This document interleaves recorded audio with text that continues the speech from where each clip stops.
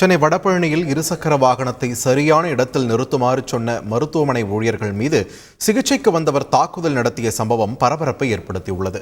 வடபழனியில் உள்ள புத்தூர்கட்டு வைத்தியசாலையில் சிகிச்சை பெறுவதற்காக பெண் ஒருவரை அந்த நபர் அழைத்து வந்தார். அவர் தனது இருசக்கர வாகனத்தை மருத்துவமனை முன்பாக நிறுத்தி வைத்திருந்ததால் அங்கு பணியில் இருந்த கதிரவன் என்ற ஊழியர் வாகனத்தை போக்குவரத்துக்கு இடையூறு இல்லாமல் நிறுத்துமாறு கூறினார். இதனால் கோபமடைந்த அந்த நபர் மருத்துவமனை ஊழியரை தாக்கியதுடன் அவரை தடுத்த பெண்களையும் அவதூறாக பேசியுள்ளார்.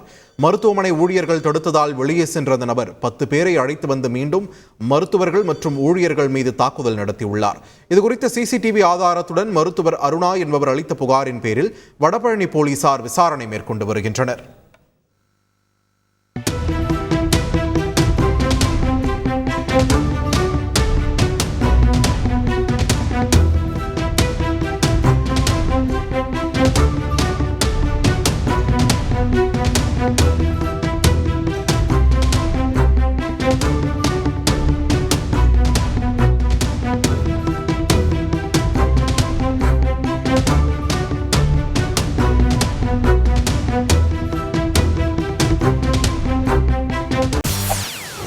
செய்திகளை உடனுக்குடன் தெரிந்து கொள்ள உடனே சப்ஸ்கிரைப் பண்ணுங்க.